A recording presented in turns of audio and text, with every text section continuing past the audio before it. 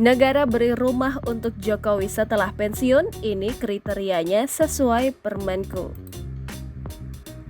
Kabar soal rumah dari negara untuk Presiden Joko Widodo mengemuka baru-baru ini.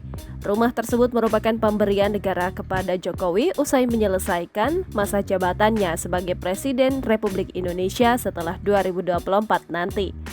Menurut Bupati Karanganyar Juliet Mono, kepala negara sudah memilih lokasi untuk rumah yang diberikan kepadanya, yakni di Colomadu, Karanganyar, Jawa Tengah. Kabar tersebut pun dikuatkan penjelasan dari Camat Colomadu Sriyono Budi Santoso. Menurut Sriyono, lokasi rumah untuk Jokowi berada di Jalan Adi Sucipto, Blulukan, Colomadu, Karanganyar. Tepatnya berada di sebelah timur Rumah Makan Taman Sari. Sementara itu, hingga berita ini ditulis, belum ada penjelasan resmi dari Istana soal rumah untuk Jokowi tersebut. Namun, Menteri Keuangan telah menerbitkan Peraturan Menteri Keuangan Nomor 120/PMK 06/2022 tentang penyediaan standar kelayakan dan perhitungan nilai rumah kediaman bagi mantan presiden dan atau mantan wakil presiden Republik Indonesia. Aturan itu diteken pada 28 Juli 2022.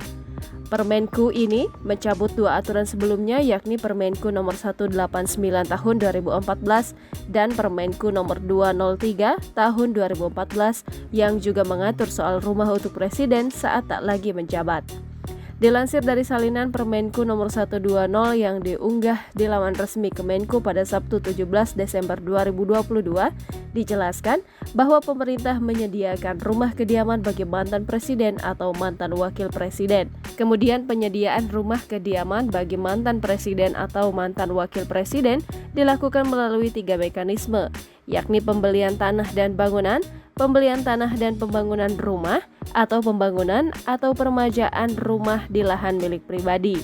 Lalu ada 4 kriteria umum untuk rumah kediaman bagi mantan presiden dan atau mantan wakil presiden. Pertama, berada di wilayah Republik Indonesia. Kedua, berada di lokasi yang mudah dijangkau dengan jaringan jalan yang memadai sesuai dengan ketentuan peraturan perundang-undangan di bidang tata ruang. Ketiga, memiliki bentuk, keluasan, dimensi, desain, dan tata letak ruang yang dapat mendukung keperluan dan aktivitas mantan presiden atau wakil presiden beserta keluarga. Keempat, tidak menyulitkan dalam penanganan keamanan dan keselamatan mantan presiden dan atau mantan wakil presiden beserta keluarga. Jangan lupa subscribe, share, komen, dan like ya!